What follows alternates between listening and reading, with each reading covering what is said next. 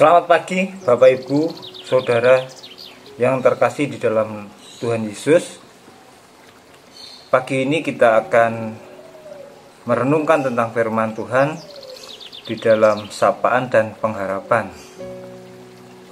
Sebelumnya mari kita berdoa. Allah yang baik di dalam kehidupan kami, yang selalu memelihara kehidupan kami mengucap syukur atas anugerah-Mu pada pagi hari ini.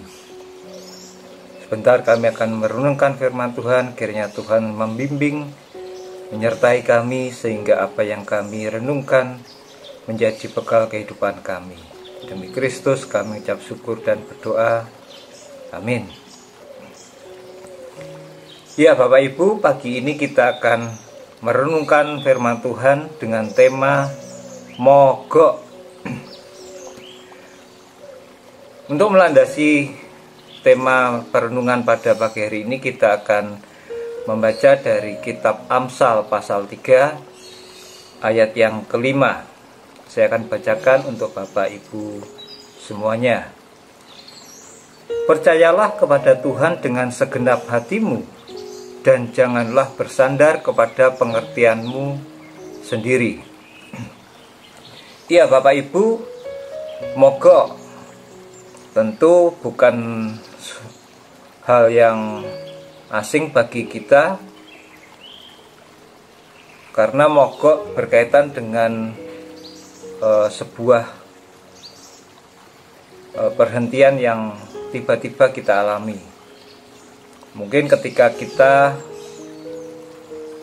melakukan perjalanan keluar kota dengan mengendarai sepeda motor ataupun mengendarai mobil, baik kita berkendara sendirian maupun berkendara dengan rombongan, baik dengan teman maupun dengan keluarga, ketika kita sedang asik-asiknya berkendara dan tiba-tiba kita mengalami yang namanya mogok.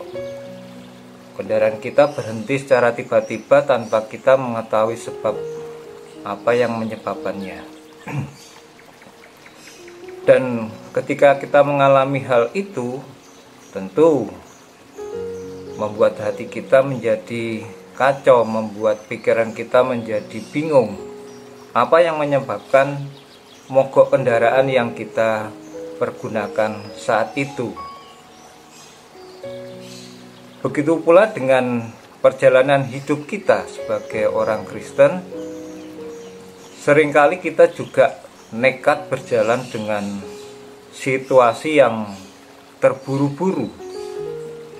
Kita tahu bahwa seharusnya kita menyediakan waktu lebih banyak bersama Tuhan dan bersedia diisi dengan firman-Nya.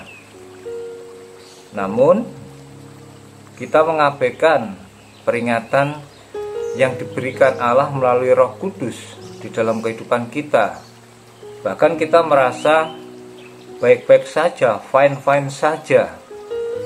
Dan biasanya kita tidak terlalu memikirkan hal ini di saat kita banyak terlibat di dalam rutinitas pelayanan kita.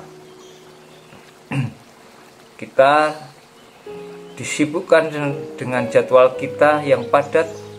Itulah yang menjadi penyebab tidak fokusnya iman kita kepada Tuhan. Kita berpikir mempunyai sumber kekuatan kita sendiri yang berlimpah. Bahkan kita terjebak dalam rutinitas ritual keagamaan kita yang kita pikir bahwa itu yang berkenan kepada Tuhan.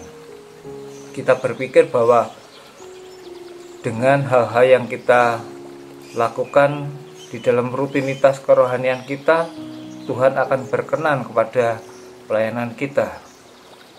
Tidak, justru Tuhan tidak menginginkan hal itu. Bapak Ibu, di dalam rutinitas keagamaan kita berusaha mencari berbagai cara lain untuk mengisi kekosongan jiwa kita, agar kita bisa tetap kuat dan aktif melayani. Namun tiba-tiba saja kita menemukan diri kita sangat kelelahan dan kehilangan tujuan pelayanan kita sendiri. Kita tidak bisa berbuat apa-apa, sama seperti mobil atau motor yang kita kendarai yang mogok di tengah jalan tanpa kita tahu sebab musababnya. Tuhan memanggil kita untuk menyediakan waktu bersamanya, menyediakan waktu pribadi untuk berbicara, berkomunikasi dengan Tuhan, supaya oleh Roh Kudus kita mendapatkan kekuatan yang kita perlukan untuk dapat melayani dan memberikan diri kita sepenuhnya yang terbaik bagi Tuhan. Bapak Ibu,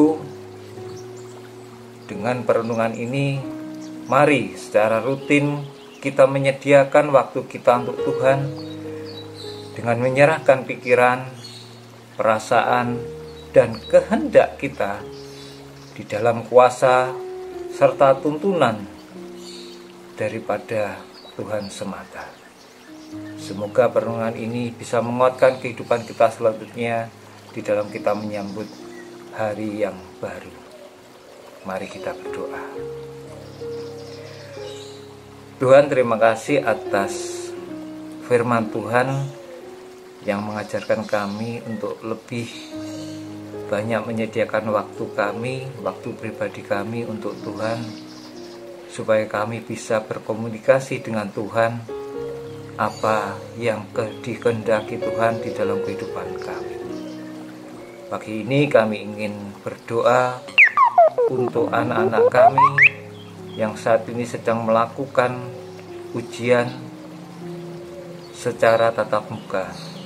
Kiranya Tuhan, Engkau akan menyertai, memberkati setiap pihak yang terkait, Satgas Covid, daerah, Dignas, pengajar, dan setiap anak didik yang saat ini menjalani proses tatap muka. Kiranya setiap proses boleh mereka lalui, boleh mereka jalankan dengan prokes yang telah ditetapkan oleh Satgas Covid daerah. Untuk itu Tuhan, kami ingin menyerahkan sisa kehidupan kami ke dalam tangan pelenggaraan Tuhan. Demi Kristus kami ucap syukur dan berdoa. Amin. Selamat pagi, Tuhan Yesus memberkati pelayanan kita semua. Amin.